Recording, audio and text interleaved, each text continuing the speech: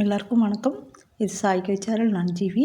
இன்றைக்கி பாருங்கள், நிறைய மீன் கிணத்துல கிடச்சிது. எப்படி செய்யலான்னு பார்க்கலாம். 2 கிலோ பாருங்கள். தேவையான அளவு ஒரு எலுமிச்சம்பழம் அளவு புளி ஊற வச்சுக்கலாம்.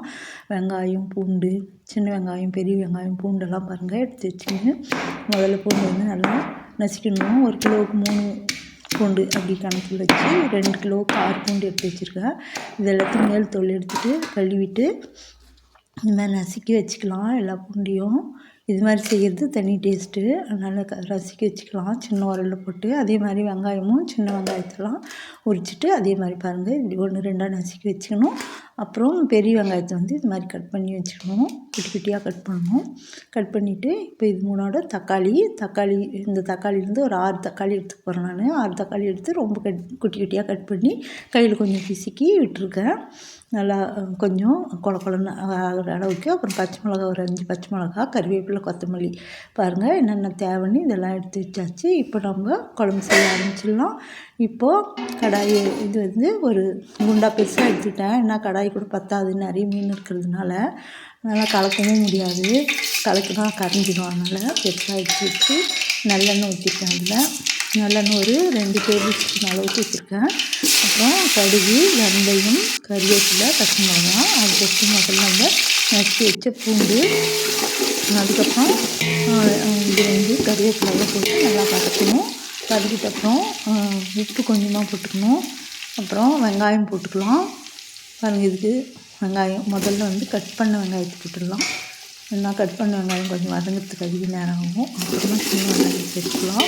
இப்போ வதங்கிறதுக்காக கொஞ்சமாக உப்பு சேர்க்குறேன். இதில் சேர்த்துட்டு அதுக்கப்புறம் கொஞ்சம் நேரம் வதக்கிட்டு அதுக்கப்புறம் பாருங்கள் உப்பு கொஞ்சமாக போட்டிருக்கேன். அப்புறம் தேவையான அளவு மறுபடியும் போட்டுக்கலாம்.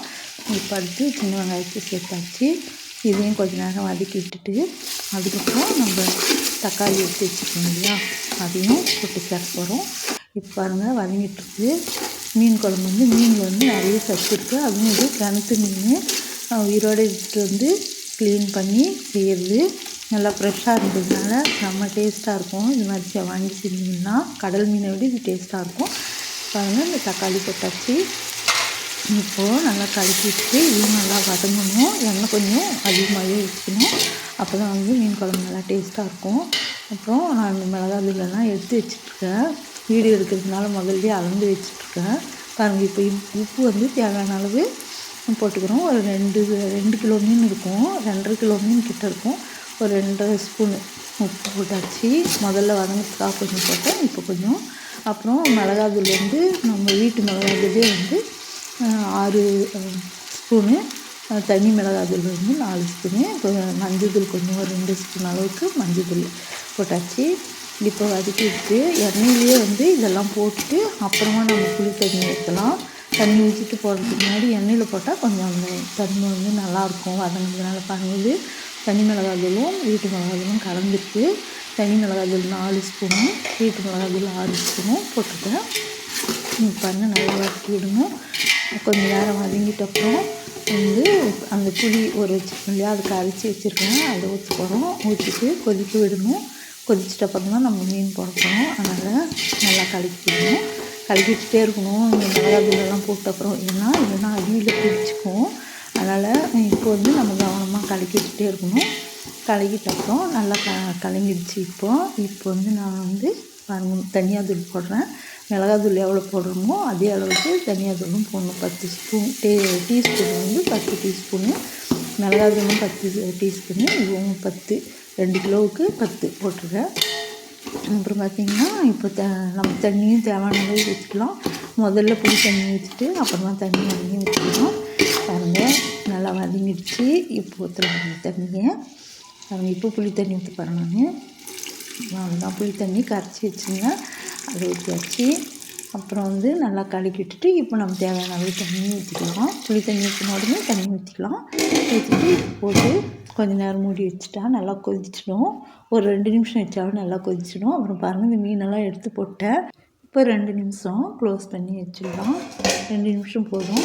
அதிக நேரம் விட்டால் மீனெல்லாம் கரைஞ்சிடும். அதனால் 2 நிமிஷம் போதும். ஏன்னா ஏற்கனவே கொதிச்ச தண்ணி தான் அதில் போடுறோம். மீன் வந்து ரொம்ப சாஃப்டாக இருக்கும். அதனால் 2 நிமிஷம் போதும். பாருங்கள், இப்போ மீன் குழம்பு ரெடி ஆகிடுச்சு.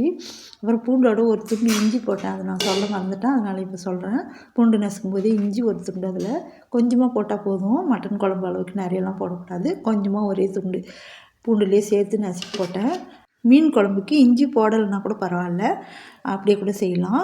இப்போ பாருங்கள், மீன் குழம்பு செமையாக ரெடி ஆகிடுச்சு. பாருங்கள், இஞ்சி பூண்டெல்லாம் ஒட்டிட்டு உள்ளே நல்லா ஏறிடுச்சு.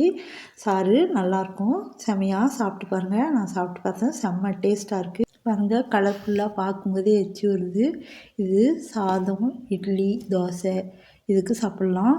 உங்களுக்கு பிடிச்சிருந்தா லைக் பண்ணுங்கள், ஷேர் பண்ணுங்கள், சப்ஸ்கிரைப் பண்ணுங்கள். தேங்க்யூ.